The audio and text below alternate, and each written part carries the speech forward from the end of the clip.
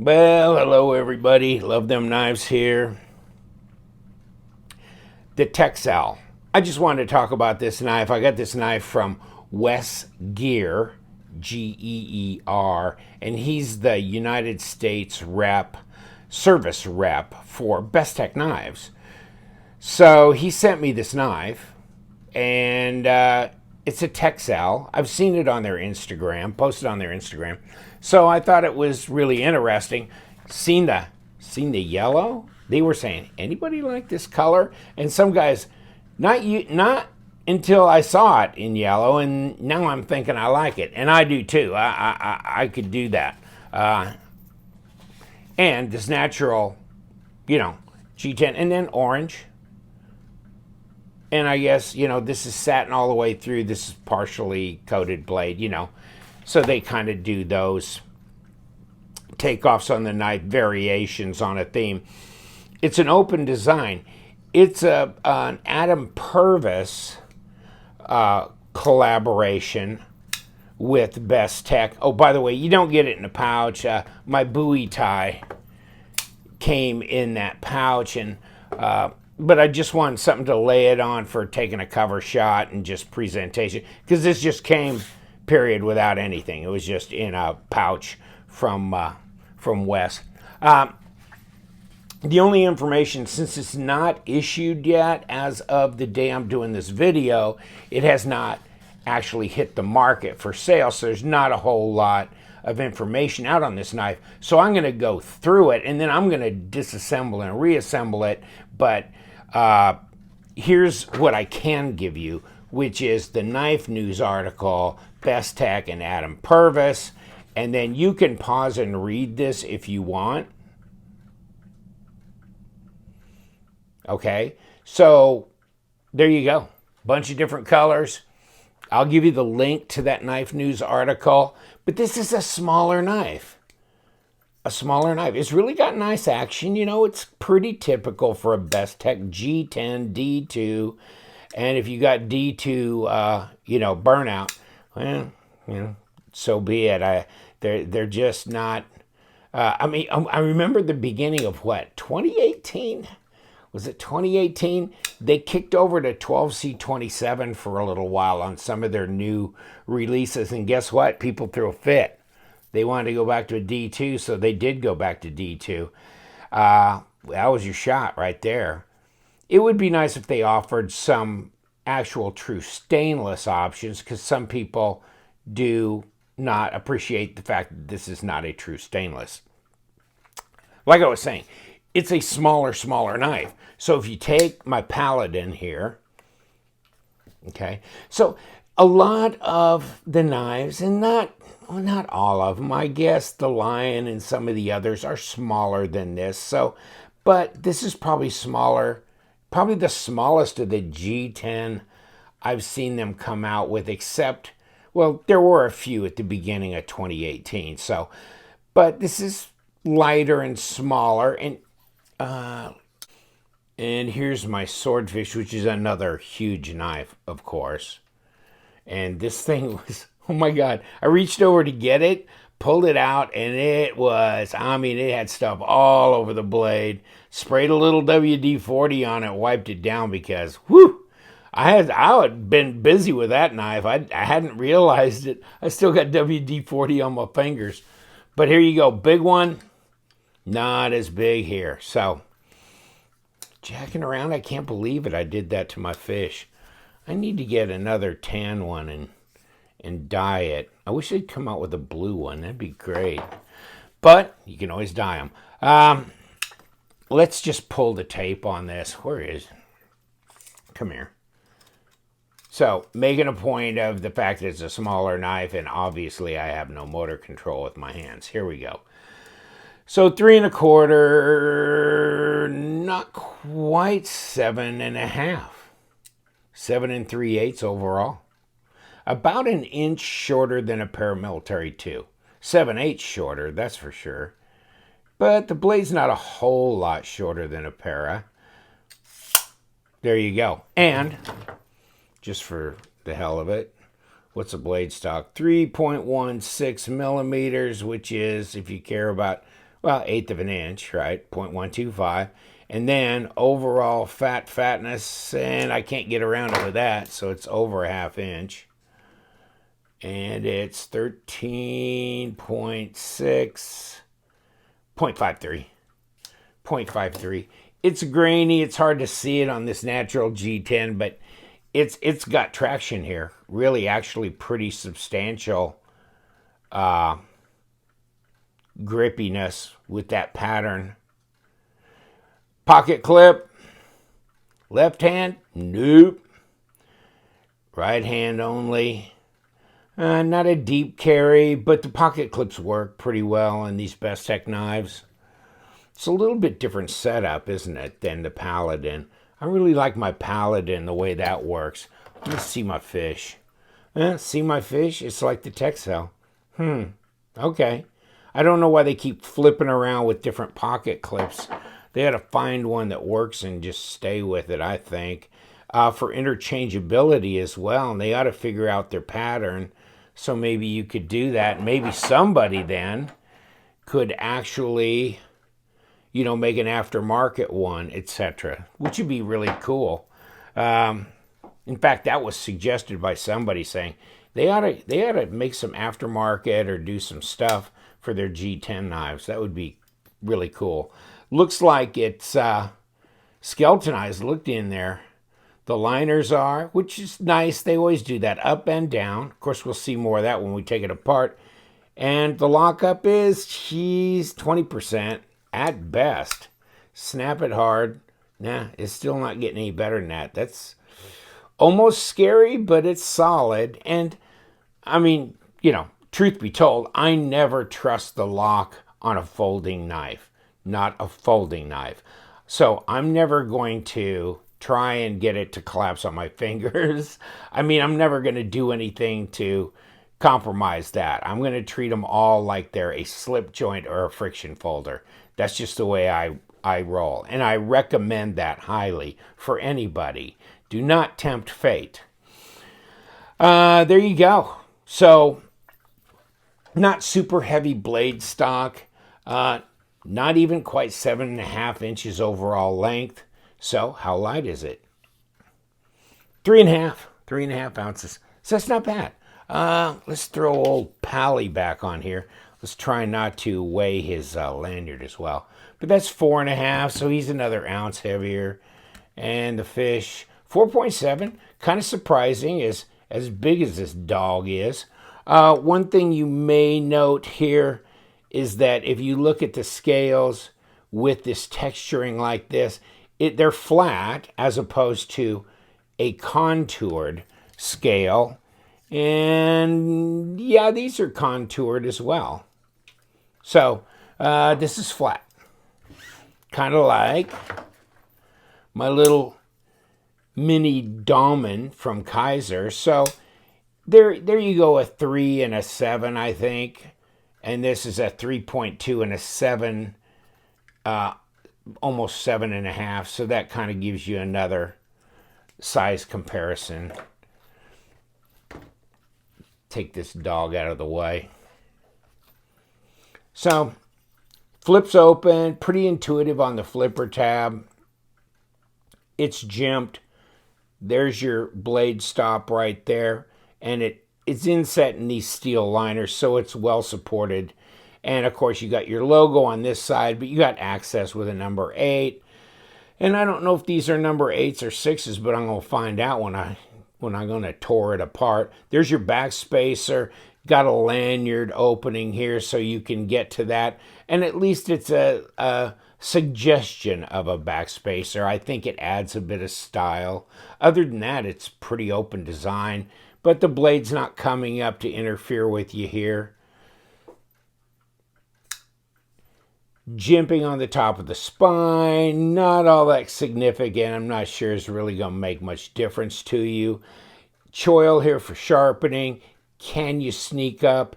Yeah, if you're careful, kind of pull back here and try and keep your finger from sliding forward. But yeah, for real fine detail work, you could if you're careful. And should be a nice little slicer. Oh, I was messing with it the other day. I wonder if it's sharp. Yeah, it is. Yeah, it's really sharp. So I don't think Wes has probably been doing much cutting with it. I did a little bit with it the other day. I was having a big knife sale. I go, crap. And I was taking the labels off of boxes I was reusing and cutting things up and this and that. So I was using this. I had to clean the damn blade up before I started the camera. But yeah, still pretty doggone sharp. Really nice, centered. No lock rock, no blade play. No issues with that. Ergos, yeah, they're good. They're good, actually. Reverse grip, good. Even though my hand may be just pushing it to be a little bit big for this knife, for really a big monster grip, no, it's still adequate. And this front choil's nice. They're not doing a lot of crazy stuff here, so it doesn't segregate your fingers necessarily. And you got a pass through here that's got some jimping on it, so you can, that's really easy to disengage. Disengagement is real easy. Now, here's the deal. How's the detent? It's really typical for a lot of the flippers I'm doing that are G10. Let me get my fish out. Yeah, this one, my swordfish is nothing like awesome. See? That's 4.7 maybe or something like that. There's some more WD-40. Woo!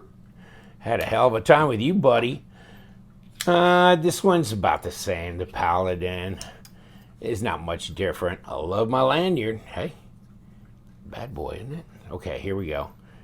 Get a hold of my lanyard.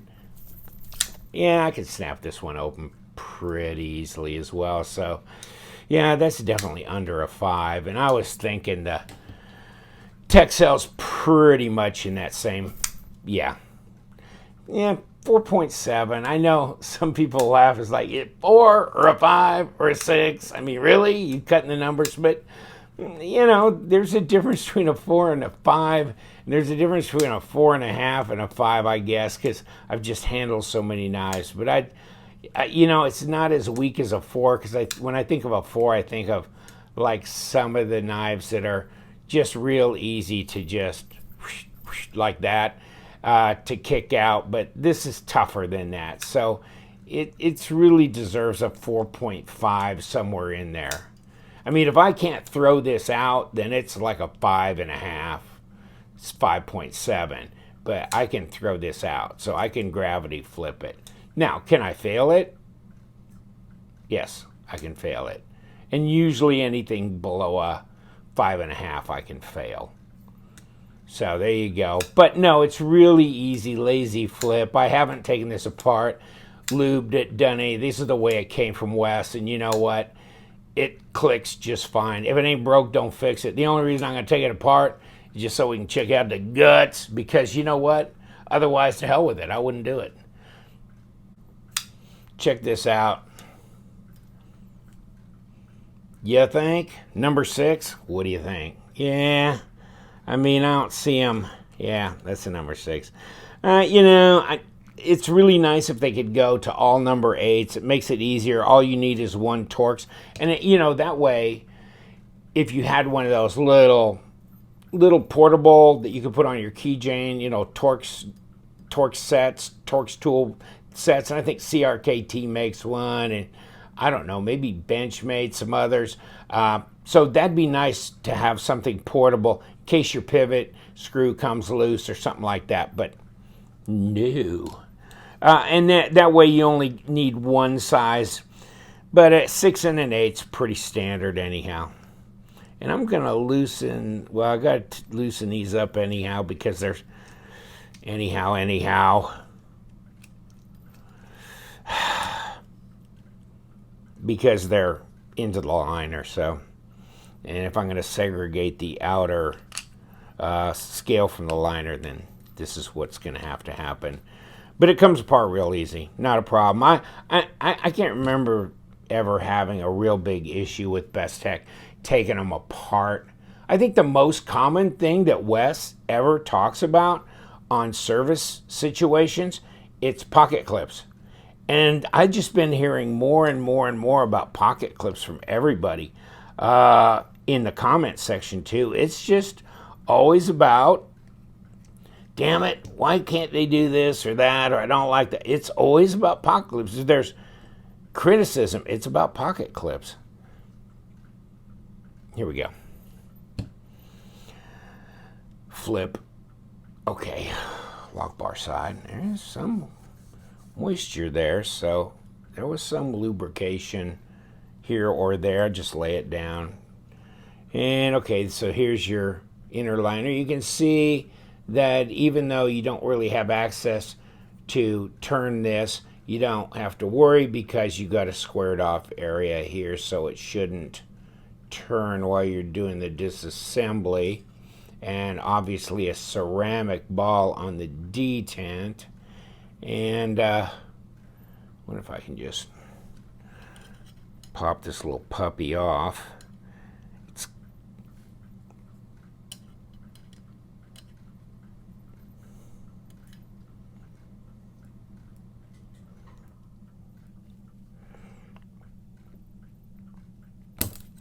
And there it goes.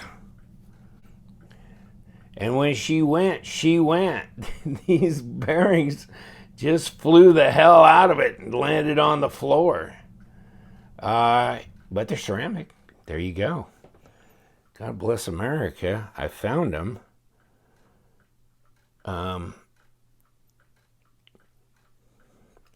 Pull this away. Okay, ceramic bearings, flattened pivot tube there. And yeah, I mean, it looks pretty straight up, pretty easy breezy. There you go, see the liner, and there's no sharp edges. You know, it looks like it's either, well, it does look stone washed. So that kind of takes all the roughness off of them, makes them nice. So that'll work, that's fine. Push this away.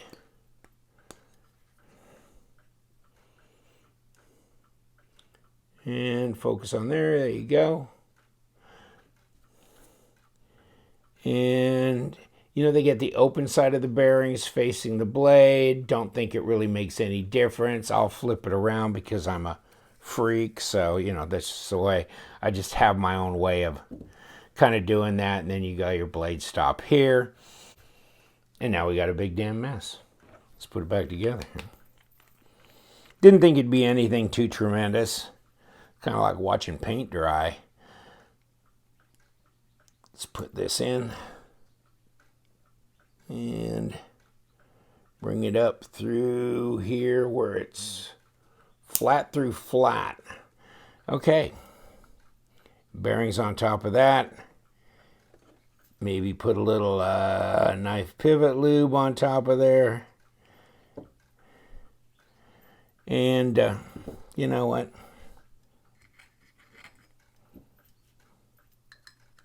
Right there. Might want to put in my stop. We can do that. Now, little KPL, face the bearings. Give me my other, right here. Yeah, whatever. Okay, that's enough. Slap on my liner, snap it down, and put this baby right together, sandwich it up, throw on the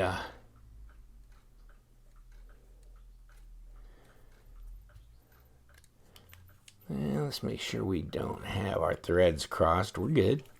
We're good. We're good. Sometimes I'll just back it up a little bit just to make sure that I feel it. Line up these holes and put these screws back in here.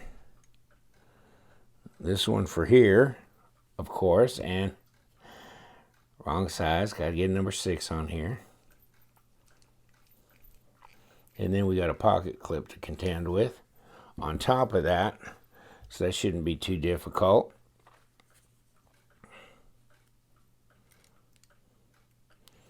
Give them a little push.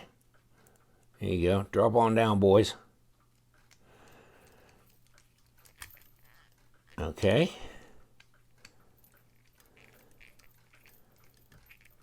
And good. And I think I got it just about right anyhow. Let's check. Well, there's definitely no blade play, but I may have yanked and cranked that a little hard. Yeah, oh yeah, too much. Okay, hold on. Sometimes if these